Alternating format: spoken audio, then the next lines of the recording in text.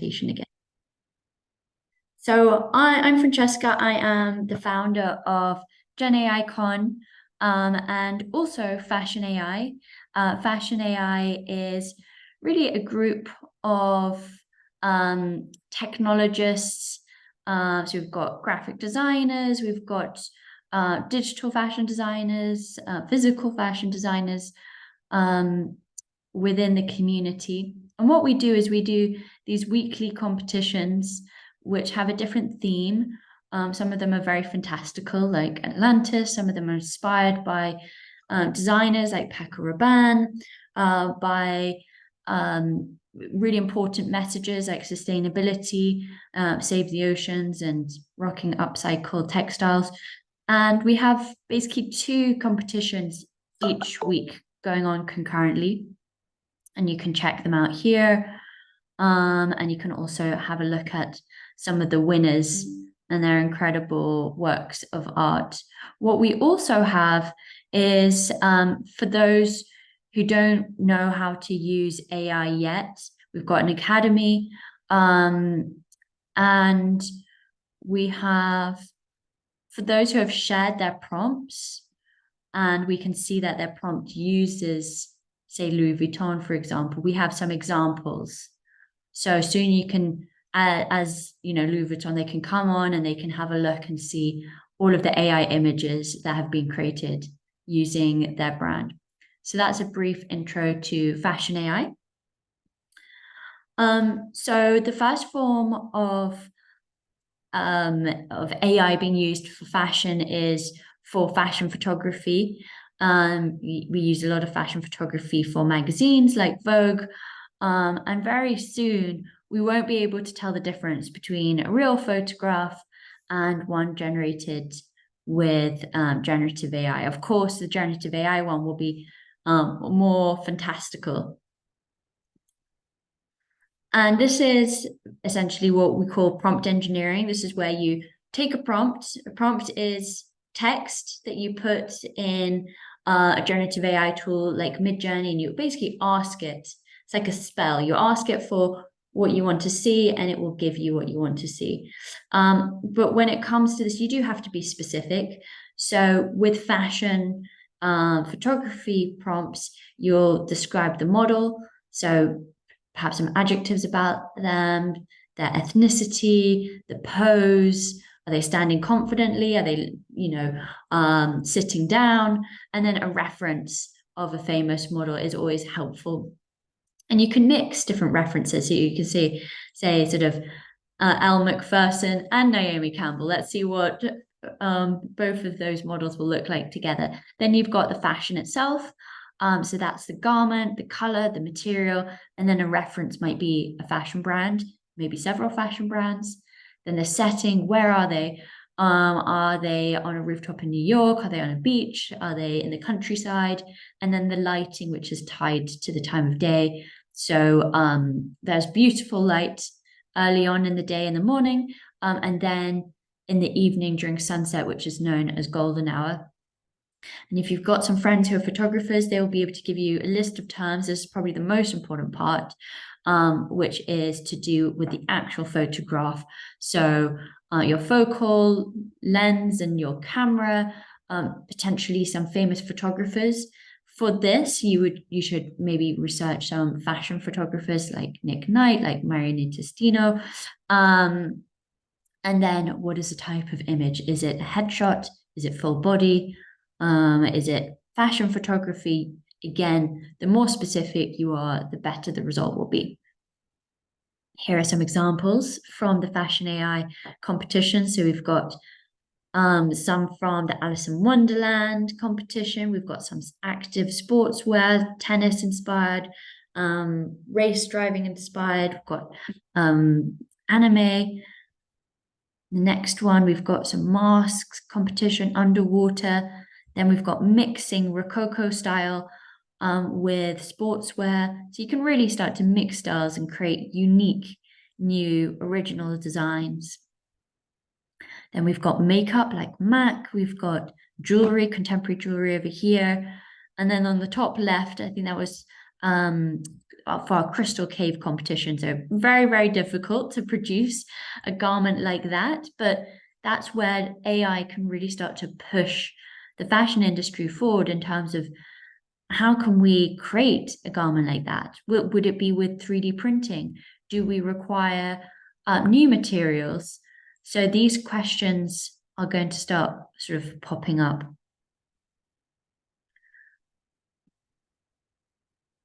An upscaler is really important because the image quality isn't necessarily fit for a magazine yet as it comes out of Midjourney, but then you can use an upscaler to get the exact pixel quality that you're looking for. And you can batch drop all of your images in to upscale them all together. Next, just to point out that these tools tend to be biased based on our own biases. So for example, if you put in, I want to see a doctor, it will often show a middle-aged man with a beard and blue eyes and smiling. And that is our stereotype of a doctor. So equally, there will be a stereotype of a supermodel. But we can work with those and we can actually push generative AI to start embracing and showcasing new forms of beauty and fashion which are localized to different geographies.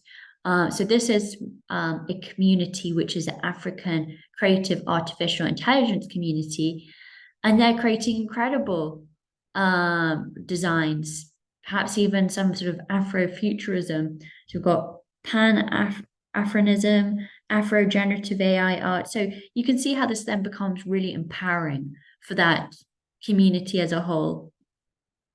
Here we've got Hijab Meets the Stars, a cosmic photo shoot. We find a beautiful connection between the hijab and the vast universe, drawing inspiration from the movie Interstellar. So again, we've got the sort of blue-eyed, blonde-haired woman featuring here, but you can prompt it to show you whatever you want. But sometimes you have to push past the stereotypes and force Midjourney to give you exactly what you're looking for. There are new tools coming out which are fine-tuned on fashion data. So Midjourney is trained on images all over the web, Pinterest, DeviantArt, different sources of information. They have been accused of not being ethical, of stealing photos and artwork. So we have to be really conscious of what we do as AI artists, to credit where credit's due, and to follow what's happening when it comes to issues around IP and AI ethics, because we're all responsible as creators. But fine-tuning is essentially a process where you create your own generative AI image platform, and you start with your own training data. So in this case, the training data is all fashion images. And so you will get a more accurate representation of what you're looking for as someone in the fashion industry. Next, we've got fashion shows. So here is really, really beautiful video of Dior's fashion show in India. So I'll let that run for a little bit.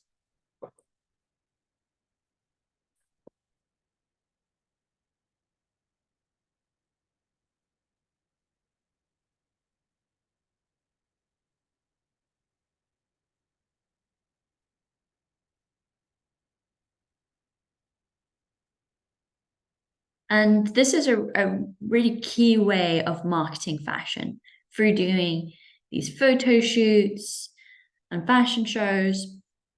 You can really communicate the brand. However, during COVID-19, it was almost impossible to hold real-world events. And so the emergence of digital fashion shows came to the forefront. And using all sorts of gaming technology to pull something like this off. So to start with, to create a digital fashion show requires creating a garment in Clo 3D. As you can see, the avatar is supermodel shape. Typically, the Clo 3D avatars are more realistic to, the average human, because this is meant for creating tech packs to then send off to manufacturers to make. So supermodels aren't the norm. So you have to start off with a sort of supermodel avatar, and then you can start to create your base garment in Clo 3D.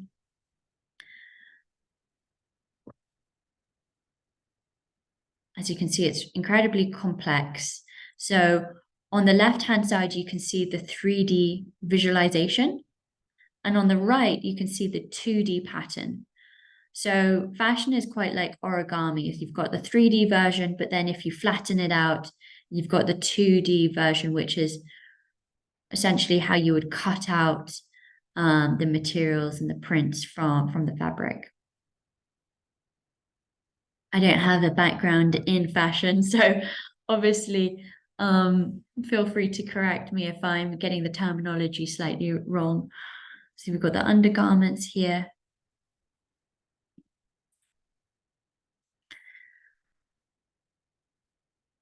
And slowly but surely the garment is coming together. You can see how complex it is to create 3D digital fashion.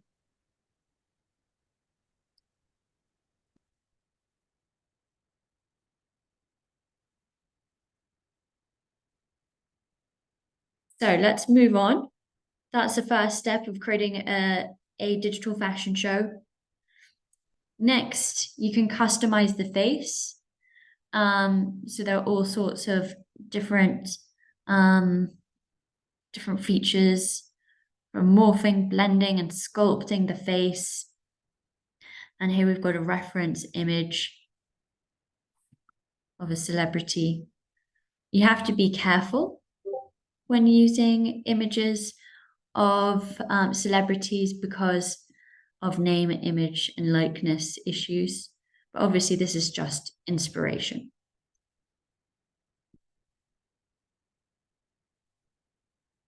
And then we've got the animation part. So motion capture is the technique of capturing motion, digitizing motion, and then you can assign that motion to the avatar. So it's usually an FBX file. Mixamo have a whole library of different motions. So whether you're looking for someone to be running, jumping, doing karate, doing some crazy dance moves, you can find most of that on Mixamo.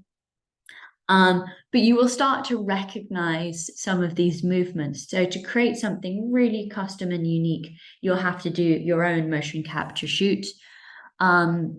Traditionally, motion capture can be quite expensive. You'll need all sorts of expensive cameras. You'll need a studio. You'll need to hire the space. You'll need to hire the models or the actors or the stunts people.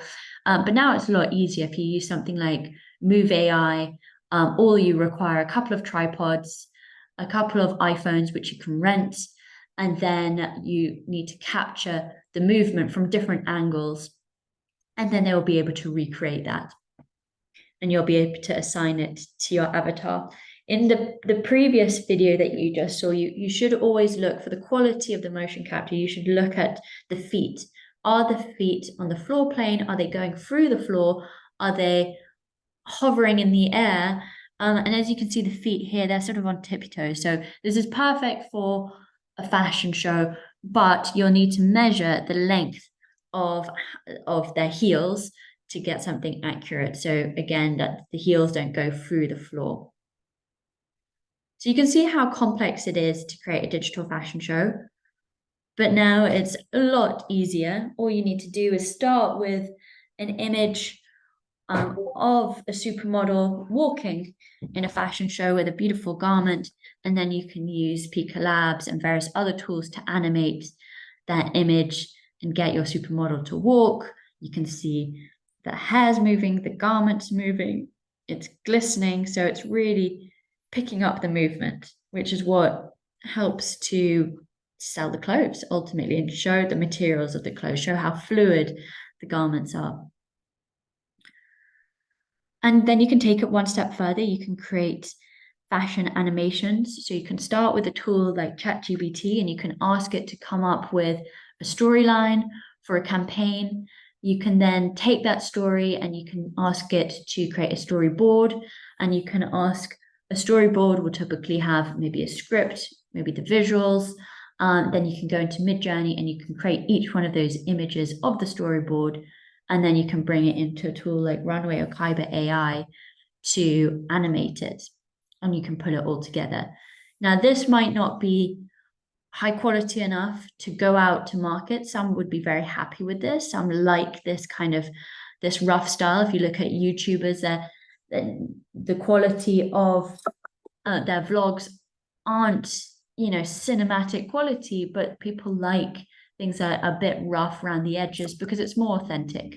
So either you can go for the more authentic version and publish something like this, or you can use this as a pre-visualization to then show a creative director, this is what you're looking for, and then they can recreate that in the real world.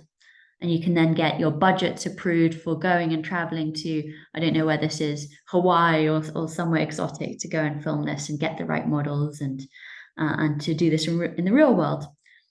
So as you can see, AI can really help for getting things done on a budget.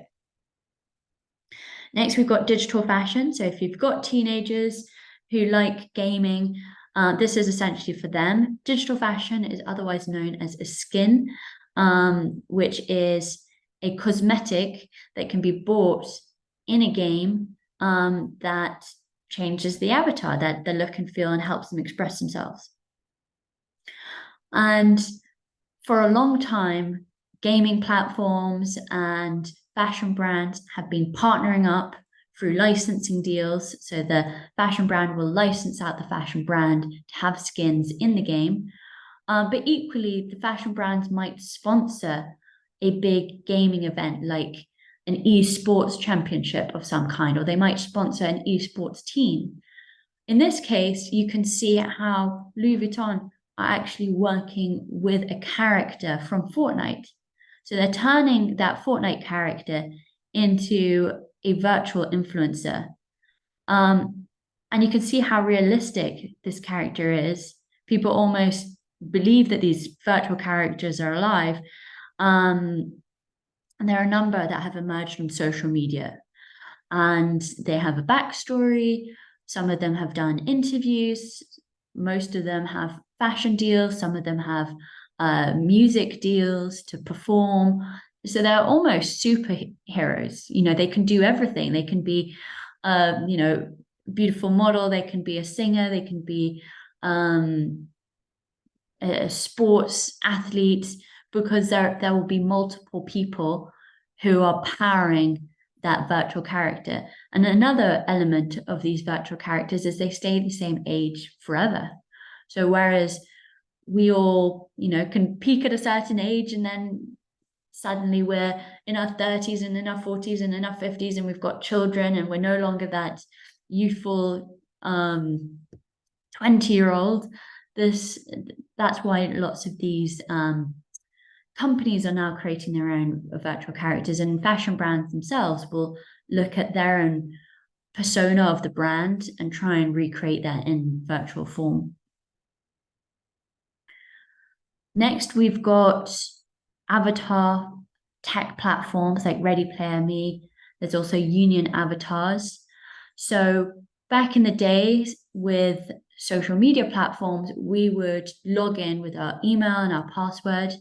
Pretty soon, everyone had Facebook and Google and Instagram. And so when you wanted to log on to another platform, you would log in with your Google account, with your Facebook or your Instagram account. And now with these platforms, which are 3D and immersive platforms, you're logging in with your avatar.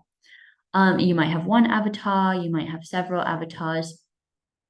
And you will make the avatar look like you by uploading images of you and then customizing it. But of course, the fashion is a key part of the digital identity, And so now Ready Player Me have teamed up with DALL-E, so you can actually start to prompt from within the tool and create that pattern or texture that you're looking for. So let's just have a quick look at this. You can see on the right-hand side, describe your texture and then generate. So that's a typical UX of what you would see for a prompting tool. So let's see this come to life.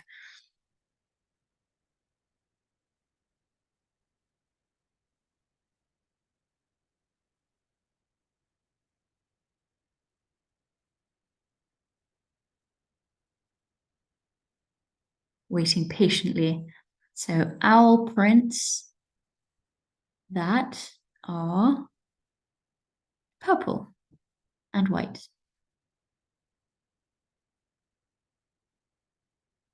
Small owls. Okay. The more you write, the better the output, the more specific you are. So it's definitely not a print, but you can see a big owl. So I think what you would need to add to something like this is you would need to add seamless, repeatable print.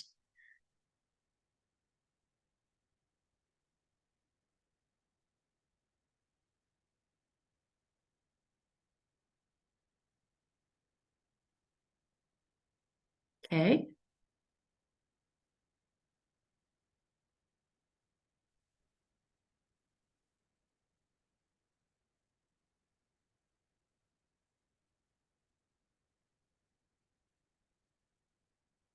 So small variations here.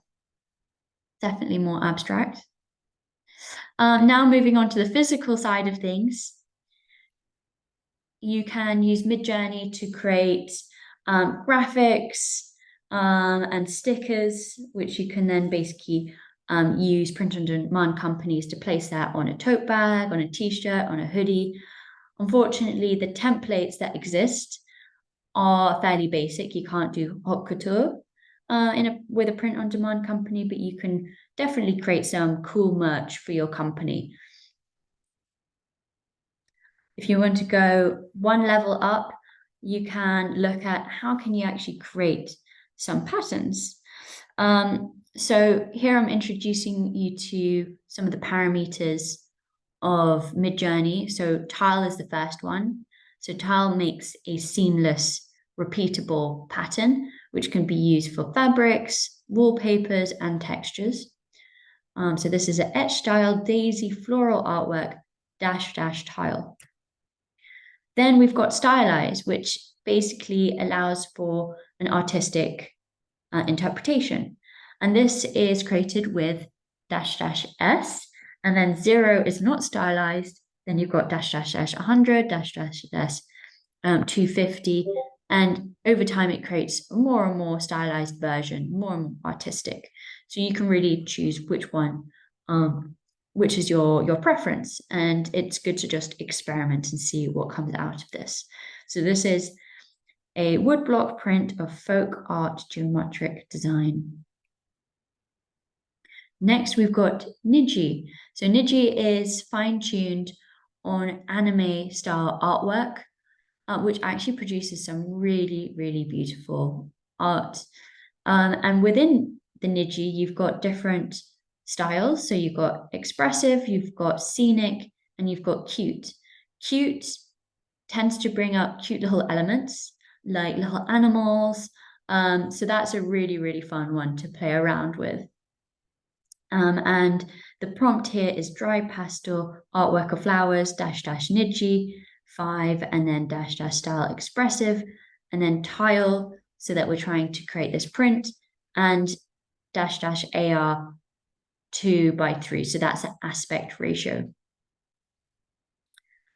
Once you've got your print, you can then bring it back into Midjourney. You can get it to describe it. So you're asking Midjourney, what do you see? How do you describe this image?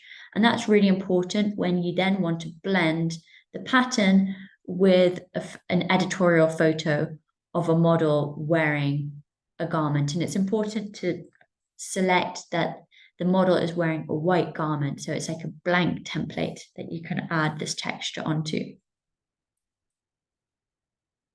And here, what we're doing is we're actually uploading the image. So we're uploading the image of that pattern, plus we're also writing the description of the pattern. So it's a pink and white flower pattern, whimsical cartoon, 1960s bold contrast t-shirt. And then we're also uploading the image of the fashion editorial photograph. And then this is the result. And here's the step-by-step process. So creating the print, creating the fashion image, getting the right words, and then mixing it together and experimenting and seeing what happens. You can then sell those prints on a company like Spoonflower. So it's mainly for wallpapers, but of course, this is also for fabrics as well. If you want to actually make this garment yourself, you can find a micro factory like Cornet that will print out the pattern for you.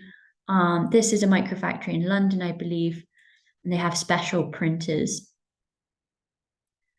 And then there are print-on-demand companies that are bringing this all together. So all you have to do is sign up to a platform like Wonder AI, choose whatever you're trying to create, whether it's a backpack, and then create the patterns from within the platform without having to use Midjourney at all, and then bringing it into your shop on, say, Shopify or Etsy. The last part that AI can be used for is for creating more immersive experiences in the real world.